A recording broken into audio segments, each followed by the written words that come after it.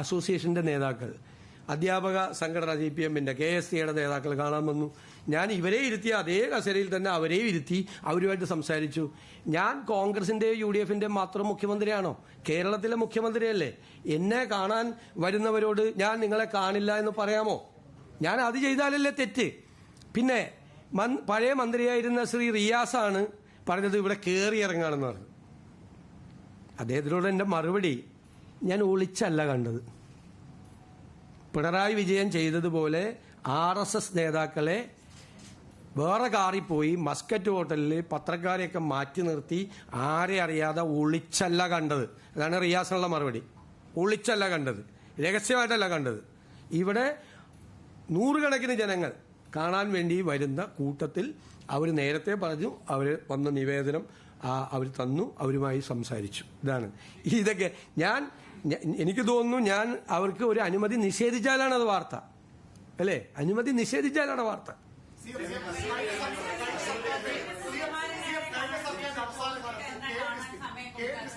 Executive director നിയമനങ്ങൾ വഴിവിട്ട നിയമനം നടന്നിട്ടുണ്ട്. അവസാന കാലത്ത് 2.5 ലക്ഷം രൂപ ശമ്പളത്തിൽ 3 പേരെ നിയമിച്ചിട്ടുണ്ട്. അത് CM പരാതിയെ വന്നിട്ടുണ്ട്. അതൊക്കെ പരിശോധിക്കാം നമുക്ക്.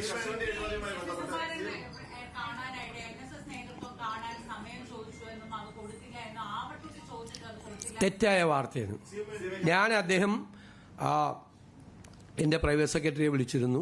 എന്നെ ഫോണിൽ കിട്ടാണ്ട് ഞാൻ ബജറ്റിൻ്റെ തയ്യാറെടുപ്പിൻ്റെ സമയത്ത് എൻ്റെ അടുത്ത് ഫോണുണ്ടായില്ല, ഞാൻ മാറി നിൽക്കുകയായിരുന്നു. അദ്ദേഹം വിളിച്ചെന്ന് പറഞ്ഞപ്പോൾ ഞാൻ അദ്ദേഹത്തെ തിരിച്ചു വിളിച്ചു, വളരെ കോഡിയലായിട്ട് സംസാരിച്ചു. അപ്പോൾ നമുക്ക് എപ്പോഴെങ്കിലും ഒന്ന് കാണണം എന്ന് പറഞ്ഞു. ഞാൻ പറഞ്ഞു ഉറപ്പായിട്ട് കാണാം, കുറച്ച് കാര്യങ്ങൾ പറയാനുണ്ടെന്ന് പറഞ്ഞവർക്ക് കാണാമെന്ന് പറഞ്ഞു. കാണാമെന്ന് ഞാൻ അദ്ദേഹത്തോട് പറഞ്ഞു. ഞാൻ ഫോണിൽ കൂടി പറഞ്ഞപ്പോൾ അത് കഴിഞ്ഞിട്ട് ആ ആഴ്ച ഞാൻ ബജറ്റ് അവതരിപ്പിക്കുന്ന ദിവസമാണ്.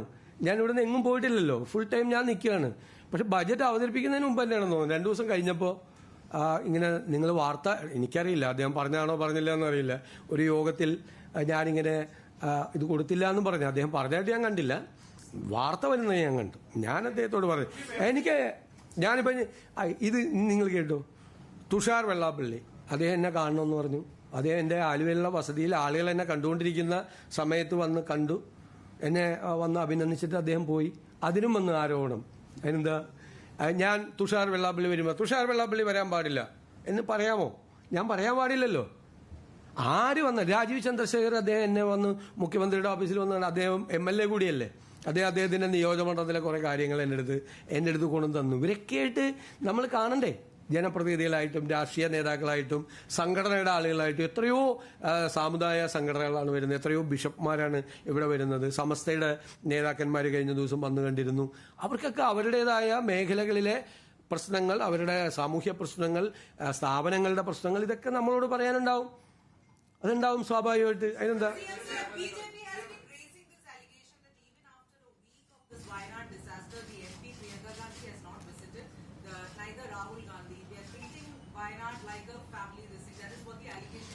hello, these leaders were out of station, they couldn't come there. We have implemented all our programs there in Wayanad.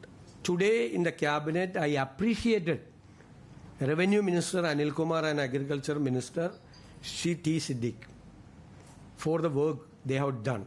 നമുക്കറിയാലോ, സാധാരണ ഇത്രയും ദുരന്തങ്ങളുണ്ടായ ബോഡി പോലും 2 ദിവസം കഴിയുമ്പോൾ തെരച്ചിൽ കഴിഞ്ഞ് അവസാനിപ്പിക്കും. ഇത് 8 പേരുടെ ബോഡി റിക്കവർ ചെയ്തു. അവരുടെ ബന്ധുക്കൾ സംസ്ഥാനത്തിന് പുറത്തുനിന്നുള്ളവരാണ്. അവരിവിടെ വന്ന് അവരെ പ്രത്യേകമായി താമസിപ്പിച്ചു. ഞാൻ അവരെ പോയി കണ്ട് ആശ്വസിപ്പിച്ചു. അവർ ബോഡി തിരിച്ചു കൊണ്ടുപോകാനുള്ള സംവിധാനങ്ങൾ ഭംഗിയായിട്ട് ഏർപ്പെടുത്തി. അവിടുത്തെ റീഹാബിലിറ്റേഷൻ, പുനരധിവാസം ഭംഗിയായിട്ട് ചെയ്തു.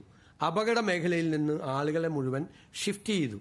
അപകടം സംഭവിക്കാൻ സാധ്യതയുള്ള ആളുകളിൽ നിന്ന് കമ്പനിയുമായി, ഈ കൊങ്കൺ റെയിൽവേയുമായും അവരുടെ സബ് കോൺട്രാക്ടറായ ദിലീപ് കോൺ കമ്പനിയുമായും നമ്മുടെ മന്ത്രിമാർ ചർച്ച ചെയ്ത് ഗവൺമെന്റ് കൊടുത്ത നഷ്ടപരിഹാരം കൂടാതെ അതിനേക്കാൾ കൂടിയ നഷ്ടപരിഹാരം കമ്പനിയെ കൊണ്ട് കൊടുപ്പിക്കാൻ ധാരണയാക്കി. അവരുടെ ഇൻഷുറൻസ് അടക്കമുള്ള തുകകൾ അവർക്ക് കൊടുക്കാനുള്ള സംവിധാനം ഉണ്ടാക്കി. അവരുടെ ബോഡി എംബാം ചെയ്ത് കൊച്ചിയിലെത്തിച്ച് പ്രത്യേക വിമാനത്തിൽ അവരുടെ നാട്ടിൽ എത്തിച്ചു. മുഴുവൻ നടപടിക്രമങ്ങളും വളരെ ഭംഗിയാക്കി ഗവൺമെന്റ് 2 മന്ത്രിമാരുടെ നേതൃത്വത്തിൽ ജില്ലാ ഭരണകൂടം ഉൾപ്പെടെയുള്ള ആളുകൾ ഒരുമിച്ച് നിന്നുകൊണ്ട് പൂർത്തിയാക്കി.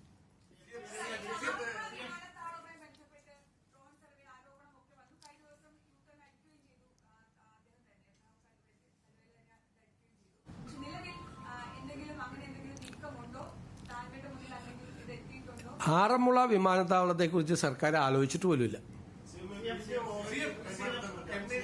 has stated that the Congress in Kerala is acting like Manuvadis and becoming a peddling soft Hindutva. This comes from close to the heels when you have visited Mookambika temple twice, and this allegation has come from Delhi. Delhi has made this allegation. How can he say that? When I am going for Mookambika temple, it is my personal right.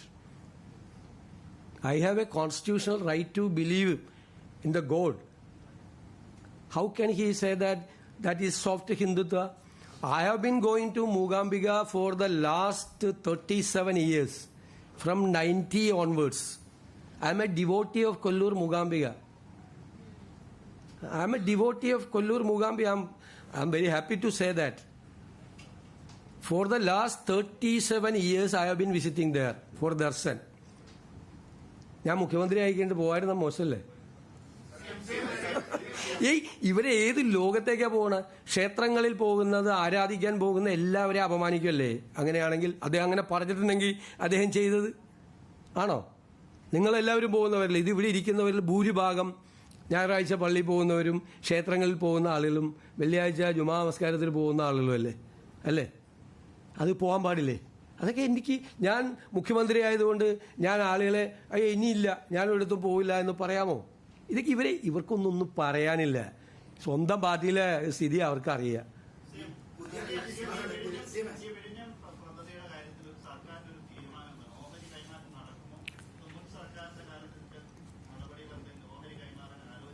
നമ്മൾ empowered committee വെച്ചിരിക്കുകയാണ്. നടപടിക്രമം അനുസരിച്ച് ഒരു empowered committee വെച്ചിരിക്കുകയാണ്. സംസ്ഥാനത്തിന്റെ ഒരു താല്പര്യവും ഹനിക്കുന്ന ഒരു തീരുമാനവും ഈ ഗവൺമെന്റ് എടുക്കില്ല. സംസ്ഥാനത്തിന്റെ താല്പര്യങ്ങൾ സംരക്ഷിച്ചുകൊണ്ടുള്ള തീരുമാനമേ വരുള്ളൂ. ധൃതി പിടിക്കേണ്ട ഒരു ആവശ്യമില്ല കാര്യത്തിൽ. കാരണം ഇതിനകത്ത് രണ്ട് ആസ്പെക്റ്റ് ഉണ്ട്. ഒന്ന് സെക്യൂരിറ്റി ആസ്പെക്റ്റ് ഉണ്ട്. അത് കേന്ദ്ര ഗവൺമെന്റാണ് നടപടിക്രമങ്ങൾ പൂർത്തിയാക്കി അറിയിക്കേണ്ടത്. അത് അറിഞ്ഞു കഴിഞ്ഞാൽ നമ്മുടെ തീരുമാനം നമുക്ക് എടുത്ത് ചെയ്യാം.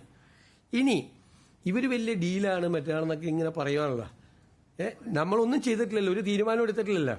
കഴിഞ്ഞ പ്രാവശ്യം ചെയ്ത അറിയാമോ? ഇവർ ചെയ്ത പരിപാടി അറിയാമോ? 2019 ഇത് തീർക്കേണ്ടിയിരുന്നത്. കരാറ് കൺസെഷൻ എഗ്രിമെന്റ് അനുസരിച്ച് തീർന്നില്ലെങ്കിൽ 2024 തീരുള്ളൂ. ഇവർ കൺസെഷൻ എഗ്രിമെന്റിൽ അമെന്റ്മെന്റ് വരുത്തി. ആര്? പിണറായി സർക്കാർ 5 വർഷം കൂടി നീട്ടിക്കൊടുത്തു. 5 വർഷം നീട്ടിക്കൊടുക്കുമ്പോൾ 40 വർഷം ഇത് നടപ്പാക്കാനുള്ള അവകാശം 45 വർഷമാക്കി കൊടുക്കുകയാണ് ചെയ്തത്. 40 എന്നുള്ളത് 45ആയി. ഈ കൺസെഷൻ എഗ്രിമെന്റിൽ ഒരു ക്ലോസ് ഉണ്ടായിരുന്നു.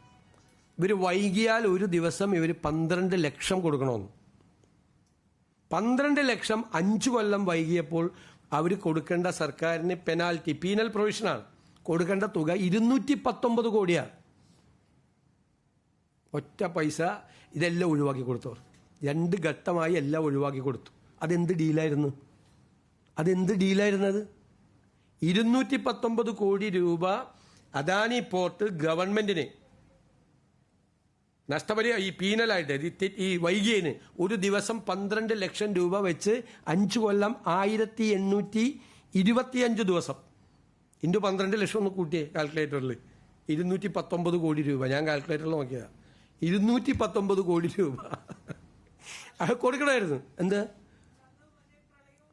എന്ത് പ്രളയം കോവിഡ് നഷ്ടപരിഹാരം കൊടുക്കണമെന്നാണ്. പ്രളയം കോവിഡ് എത്ര നാളുണ്ടായിരുന്നു?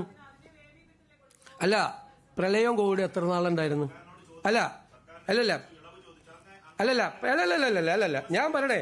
അല്ലല്ല, ഇവര് ചോദിച്ചതിന് ഞാൻ മറുപടി പറയട്ടെ. പ്രളയവും കോവിഡും എത്ര നാളുണ്ടായിരുന്നു? 1 മാസം പ്രളയം, വേണമെങ്കിൽ ഒരു 4 മാസം കോവിഡ്. ആയിക്കോട്ടെ, 5 മാസമല്ലേ? 5 കൊല്ലത്തേക്കുള്ള ഇളവാണ് കൊടുത്തത്. 5 വർഷത്തേക്ക് ന്യായീകരിക്കല്ലേ? 5 വർഷത്തേക്ക് 219 കോടി രൂപ. അത് കുറച്ചാൽ മതിയായിരുന്നു. 150 കോടിയാക്കിയാൽ മതിയായിരുന്നു. ആ കോവിഡിന്റെ കാലവും മറ്റത് ഒഴിവാക്കിയാൽ മതിയായിരുന്നു. അവർക്ക് ഒഴിവാക്കി കൊടുക്കുകയാണ്. എന്നിട്ടൊരു 43 കോടി രൂപ പിന്നെ കൊടുക്കണം. 43 കോടി രൂപ പിന്നെ കൊടുക്കണമെന്ന് പറഞ്ഞു. അതും കൊടുത്തില്ല. അതും അവർ തന്നില്ല. അതും ആൾക്ക് വയബിലിറ്റി ഫണ്ടിൽ അഡ്ജസ്റ്റ് ചെയ്ത് കൊടുത്തു. അല്ല, ആരാണ് ഡീല്? ഇപ്പം ഇവരെ ഡീലിനെ കുറിച്ച് പറയട്ടെ. ഈ ഡീല് നടത്തിയ പരിചയം കൊണ്ടാണോ ബാക്കിയുള്ളവരെ അധിക്ഷേപിക്കാൻ വേണ്ടിയിട്ട് ഇവർ വന്നിരിക്കുന്നത്? അല്ല, ഇതിനൊക്കെ മറുപടി പറയണമല്ലോ. എന്തിനാണ് കൺസെഷൻ എഗ്രിമെന്റിൽ ഞങ്ങൾ ഒന്നും ചെയ്തില്ലല്ലോ. ഒന്നും ചെയ്യാതെ നിങ്ങളെ കൂടി ആഘോഷിക്കല്ലേ, വിഴിഞ്ഞത്ത് അത് ചെയ്തു ഇത് ചെയ്തു എന്ന് പറഞ്ഞ് ആഘോഷിക്കല്ലായിരുന്നാ? കുറെ ദിവസം ആഘോഷിക്കും. ഞങ്ങൾ ഒന്നും ചെയ്തില്ലല്ലോ, ഒരു നടപടിയും ഇതുവരെ ഒരു തീരുമാനം എടുത്തിട്ടില്ലല്ലോ. അതല്ല അവിടെ ചോദിച്ചത്. എന്ത് തീരുമാനം എടുക്കും? തീരുമാനം എംപവേർഡ് കമ്മിറ്റിയുടെ റിപ്പോർട്ട് വരും. ഞങ്ങൾ പറഞ്ഞിട്ടുണ്ട് സ്റ്റേറ്റിന്റെ ഇൻട്രസ്റ്റ്, സ്റ്റേറ്റിന് ഏതാണ് ഇൻട്രസ്റ്റ് അത് പ്രൊട്ടക്ട് ചെയ്തുകൊണ്ടുള്ള തീരുമാനം എടുക്കും.